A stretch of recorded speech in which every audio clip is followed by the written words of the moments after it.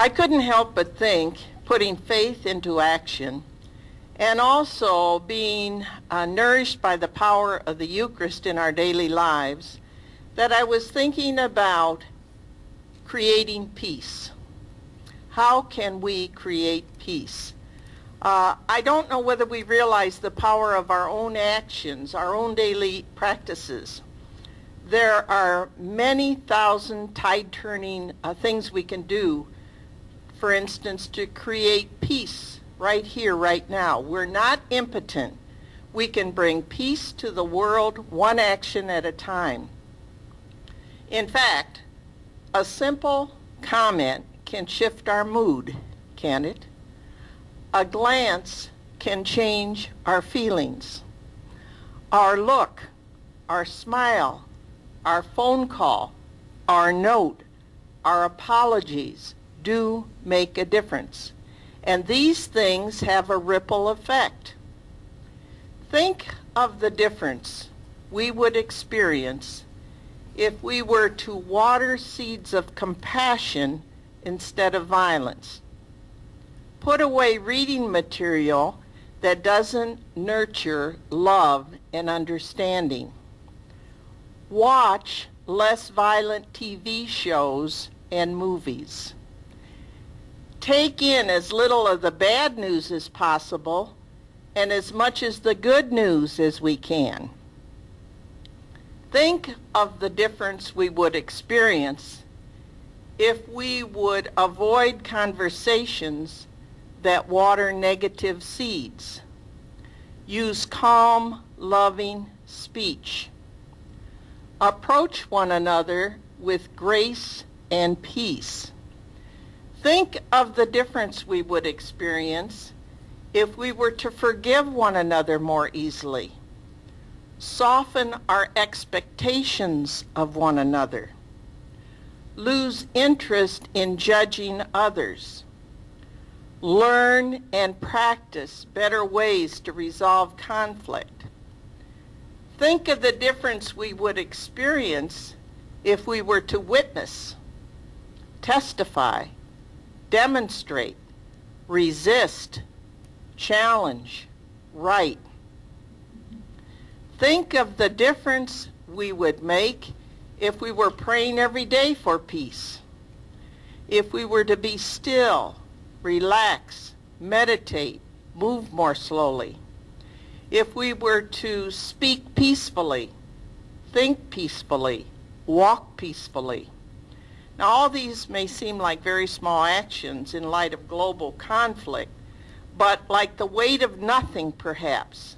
But I want to tell you a little short story about the weight of nothing. Tell me the weight of a snowflake, a blackbird asked a dove.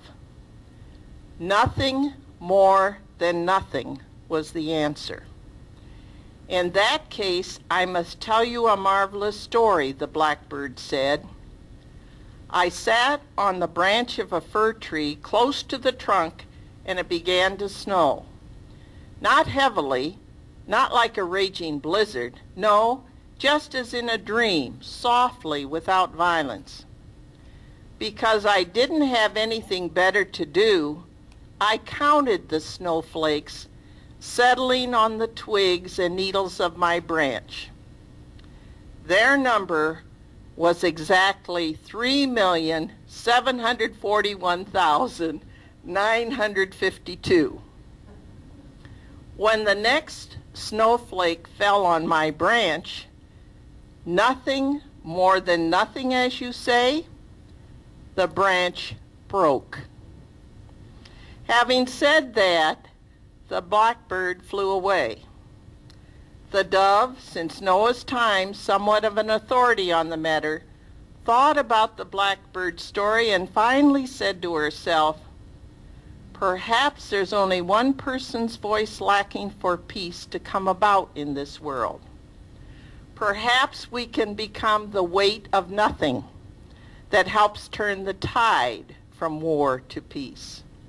So this Advent, and the continuation of Advent, we invite you to be that last snowflake. Now, I'm not calling you a flake. but a snowflake. We invite you to join others around the country and to pray for peace. Sit with your Advent wreath and watch darkness turn to light as you light one more candle each week, as you practice peace right there. When you get stuck in line or in traffic, pray for peace.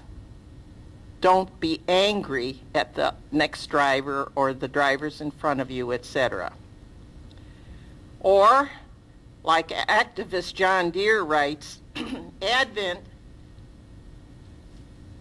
can begin today. Well, every day is Advent. You start right now, you make peace with yourself, your family, and friends, and you become an Advent for all those you meet. So set your feet on a new journey along the narrow path of nonviolence and seek the nonviolent Jesus.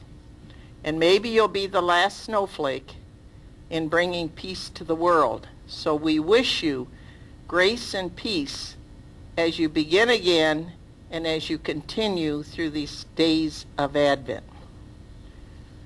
We wish you also a very blessed Christmas.